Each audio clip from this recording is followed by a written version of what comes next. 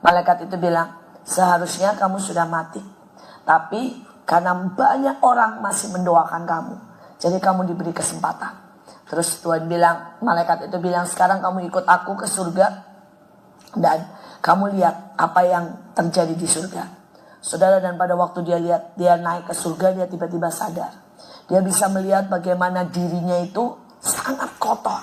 Karena apa? Melekat kepada semua harta, keluarga, ya, kemewahan, semuanya saudara, pujian manusia, semua perkataan orang-orang, itu semua sangat mengotori dirinya.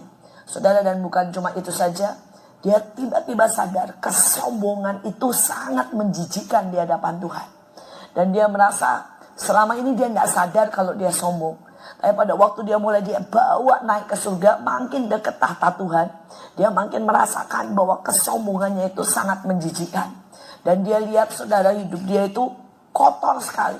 Baju dia kotor sekali. Berbeda dengan baju beberapa orang yang sungguh-sungguh saudara menyembah Tuhan, kenal Tuhan, dan sungguh-sungguh sudah berfokus kepada Tuhan. Saudara, dia dari Korea dan dia meneguhkan banyak hal. Yang pertama, dia sampai di pintu gerbang, tembok besar sekali. Dan itu 12 saudara. 12 seperti yang sering kita nyanyikan, 12 pintu gerbang, ini 12 saudara. Tapi itu tidak bisa dibuka. Pada waktu itu dia bilang, kok yang satu bisa masuk, yang satu tidak. Dan punya dia tuh gak bisa masuk. Malaikatnya bilang begini, nyanyi, nyembah. Karena kamu itu kurang penyembahan. Sudah terlalu lama kamu kerja, pelayanan, kemudian berfokus sama banyak hal, rapat. Dan malaikatnya bilang, terakhir kapan kamu nyembah? Terakhir kapan kamu benar-benar berdoa? Saudara, dan malaikatnya ini mulai nyanyi. Nyanyi, nyembah, dia mulai ikut. Dia mulai ikut sampai penyembahan yang sesungguhnya. Dia bilang dia bisa merasa penyembahan itu sampai dia seperti rebah di hadapan Tuhan, benar-benar saudara. Dan pada waktu dia benar-benar merendahkan diri, menyesal, minta ampun, mengakui kesombongannya, saudara, baru pintu gerbang itu terbuka. Dan dia masuk dan Tuhan tunjukkan dia, banyak sepanjang sekali ya. Tapi dia tunjukkan, saya cuma mau saksikan ini. Dia tunjukkan orang-orang yang punya rumah, tapi sebagian besar, sangat banyak orang yang tidak punya rumah. Mereka tinggal seperti yang Tuhan memang pernah tunjukkan ke saya, benar-benar cuma dapat satu kamar. Saudara, istilah dia lebih sadis sih. Waktu itu saya pernah lihat orang yang dapat satu kamar. Tapi dia bilang begini, Anda pernah lihat kandang ayam? Nah, seperti itulah kalau dilihat dari jauh. Benar-benar cuma satu petak. Saudara, dia bilang, dan yang seperti itu lebih banyak dari yang dapat rumah. Saudara, yang seperti itu dari ujung ke ujung, seperti satu provinsi, dia bilang.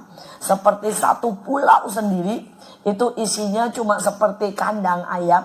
Dan isinya itu cuma satu orang, saudara. Cuma satu kamar dapat satu orang, cuma seperti itu.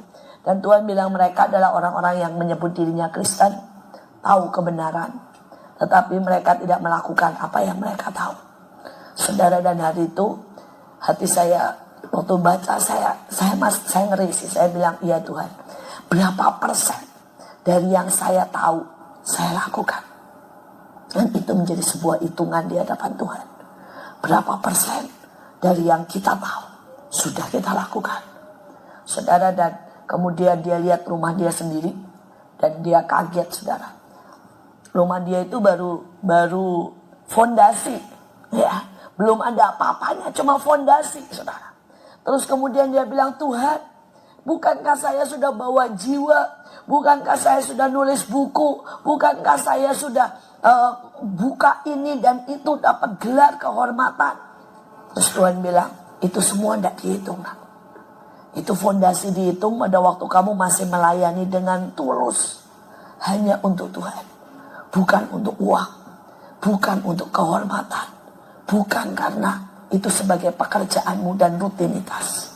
Yang dihitung cuma waktu awal. Saudara, karena waktu awal dia melayani dengan sungguh-sungguh. Dia melayani bukan karena uang, bukan karena kehormatan, juga bukan karena rutinitas. Dia bilang cuma itu yang jadi. Selebihnya tidak ada yang jadi. Dan kemudian Tuhan bilang, ingatkan pada jutaan anak-anakku. Untuk mereka doa. Untuk mereka doa itu dengan sungguh-sungguh. Untuk mereka nyembah itu harus tetap jadi yang prioritas sampai kapanpun. Dan menginjil. Dia bilang menginjil itu sesuatu yang harus. Tuhan bilang kenapa mereka itu banyak sekali yang tinggal di rumah petak. Karena seumur hidupnya mereka tidak pernah menginjil. Saudara, dan di situ dia sempat bilang begini, Tuhan, kalau kami tidak berani nginjil bagaimana? Jemaat yang tidak pintar ngomong tidak berani nginjil. Tuhan bilang, kamu bisa cari ya Alkitab dan kasih ke mereka yang memerlukan Alkitab. Kamu bisa sekolahin mereka ke sekolah Kristen. Kamu bisa cari orang untuk kamu kasih kaset pujian. Kamu bisa cari cara, dengan cara apapun kamu nginjil. Karena menginjil itu merupakan keharusan, bukan pilihan. Bukan pilihan. Merupakan sebuah keharusan, bukan pilihan. Saudara, buat saya itu semua peneguhan, tapi juga buat saya mengingatkan saya. Saudara, saya tidak mau sampai nanti tiba-tiba saudara ada begitu banyak yang hilang. Karena kemudian semuanya menjadi rutinitas. Semuanya saudara hanya untuk nama dan sebagai tugas. Ya sudah, pendeta tugasnya apa? Khotbah. Ya, dan dia kan bilang saya tiap hari khotbah. Tuhan bilang enggak dihitung. Kan kamu dapat berkat dari khotbahnya. Sudah dapat duit kan? Sudah, enggak dihitung. Saudara, dan Tuhan bilang kamu sudah terima upah. Yang dihitung adalah pada waktu kamu doa dengan segenap hati, nyembah dengan segenap hati, menginjil tanpa upah. Dan itulah yang dihitung. Itu yang dihitung. Saudara, saya berdoa setiap kita, terutama menginjil. Saya tahu saudara masih berdoa, masih menyembah, tapi jangan malas menginjil. Apapun alasannya, seperti yang dipesankan malaikat itu dan Tuhan kepada dia. Kamu bisa cari cara bagaimanapun untuk menginjil. Kamu bisa temukan anak tukang becak, kamu beasiswain di sekolah Kristen. Kamu bisa kirim duitmu ke Papua untuk bawa anak-anak itu masuk ke sekolah Kristen. Saudara bisa kirim Alkitab, saudara bisa kirim kaset, saudara bisa cari cara bagaimanapun untuk menginjil. Jangan sampai saudara. Dan saudara, dia bilang begitu sampai di sana, dia ketemu dengan orang-orang yang malu di surga. Saudara, semua orang itu bisa lihat. Mereka yang tinggalnya di rumah-rumah petak itu saudara ya, bukan rumah petak, kamar petak. Saudara, itu bajunya sama sekali tidak berkilau. Bajunya sama sekali tidak ada kemuliaannya, tidak ada permatanya. Saudara, bajunya itu cuma baju putih dan lusuh. Ya biasa sekali. Ya tidak berkilau. Dan mereka itu kalau jalan katanya menunduk. Dan mereka berkata, kami malu. Kami malu. Setiap kali ketemu orang, mereka pertama kali ucapkan nunduk. Kami malu. Karena kami bukan pelaku firman. Karena kami bukan pelaku firman. Coba seandainya seumur hidup. Saudara, seumur hidup itu artinya 2000 tahun, 50.000 tahun di surga kan nanti selama-lamanya. Kalau kita seumur hidup di dunia cuma 70-80 tahun. Seumur hidup di sana 1000, 2000, 50.000 tahun. Kita cuma jalan nunduk. Apalagi ini kita banyak perempuan di sini. Bayangin pakai baju putih lusuh seumur hidup saudara ya. Sedangkan yang lain pakai baju sangat bermacam-macam. Ya dengan penuh kemuliaan kita cuma nunduk dan berkata, aku ini orang yang tidak melakukan firman. Saya sungguh-sungguh berpesan. Begitu saya dengar, saya bilang, paksa diri kita dengan cara apapun untuk mulai menginjil. Supaya orang dengar ada Yesus, ada juru selamat yang mengasihi mereka. Saudara naik taksi, paksa bilang, Pak, Tuhan Yesus memberkati, Tuhan Yesus juga sayang Bapak. Paksa diri saudara. Saudara ketemu tukang sampah, saudara bawain kaos dan bilang, Pak ini kaos buat ganti atau ini minum.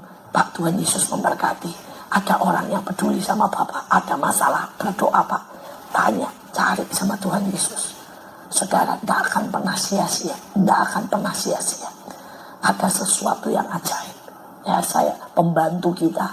Jangan sampai. Ya, orang itu bilang, salah satu Kenapa orang-orang itu semua menempati tempat itu? Seumur hidupnya tidak pernah menginjil. Dan itu adalah syarat. Setidaknya untuk kamu punya rumah, harus menginjil, harus pergi dan kabarkan Injil. Saya berdoa itu jadi peringatan keras buat kita. Menginjil, ya, tidak ada alasan apapun yang boleh menahan kita untuk menginjil. Saudara, dan dia lihat di sana ada beberapa orang yang rumahnya paling besar dan paling bagus. Saudara, dan itu seperti gedung-gedung yang tinggi dan besar. Dan dia tanya, Tuhan, apa yang orang itu lakukan? Tuhan bilang, mereka yang memutuskan setiap hari seumur hidupnya setelah mereka terima Yesus, minimal 1 jiwa harus dengar Injil lewat hidup mereka setiap hari. Saudara pasti pernah dengar kesaksiannya D.L. Moody. Saudara, dia adalah salah satu orang yang memutuskan bahwa setiap hari dia harus bersaksi. Ya, bersaksi kepada 1 orang minimal untuk terima Yesus. Saudara, hari itu dia kerja, ngurusin segala sesuatu administrasi gereja, dan dia pulang jam 11 malam. Saudara, begitu dia baru begini, dia ingat, aduh, hari ini belum menginjil. Saudara, dan kemudian dia langsung keluar kamar, padahal itu sudah salju dingin, saudara ya.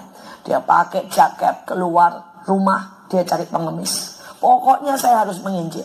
Saudara, dan hari itu dia temukan seorang pengemis. Saudara, di pinggir jalan sudah kesakitan. Dia gendong, dia bawa ke rumah sakit, saudara. Dan kemudian dia kasih makan. Saudara, dia bayarin di rumah sakit buat dapat pertolongan seadanya. Dia injili tentang Tuhan, kemudian dia pulang. Saudara, dan malam itu, saudara, pengemis itu ternyata meninggal karena sudah paru-parunya ternyata sudah penuh dengan cairan. Saudara, tapi waktu meninggal, Tuhan bilang, kalau hari itu kamu tidak keluar, maka pengemis itu di mana? Tapi hari itu kamu keluar dan kamu tidak dituntut atas nyawa pengemis itu. Saudara, dan waktu saya dengar itu saya berkata, Tuhan, ini orang ajaib. Dia berkomitmen setiap hari, ya setiap hari, bahwa dia harus menginjil dengan cara apapun. Saudara, dan salah satu yang dilihat oleh pendeta Korea ini, rumahnya besar adalah D.L. Moody. Dan dia bilang, itu orang berkomitmen, kata Tuhan, seumur hidupnya. Sejak dia kenal Tuhan, setiap hari menginjil. Saudara, ingat, bukan hamba Tuhan yang besar, yang khotbah di mana-mana, itu yang dilihat Tuhan. Tapi bagaimana hati kita menyintai Tuhan, tulus menyembah dan menginjil, itu rupanya yang paling dilihat Tuhan, yang paling dicari Tuhan. Tuhan bilang, aku mati buat setiap mereka. Kalaupun di dunia ini cuma ada 1 manusia, aku mati buat mereka. Saudara, karena itu Tuhan bilang, masa sih aku yang sudah bayar buat mereka semua, mati buat mereka, kamu ini coba tinggal ngomong bahwa ada Yesus yang mau mati, yang menebus mereka. Masa kita tidak mau? Itu membuat kenapa menginjil menjadi satu highlight yang harus diingat oleh kita. Dan sebuah kesalahan besar kalau kita tidak menginjil. Kalau kita tidak menginjil, setiap hari hati saya makin berkata, Tuhan, buat setiap kami itu on fire. Tiap hari menemukan orang untuk bisa kita salurkan, sampaikan kabar kebaikan. Saudara, mari kita baca.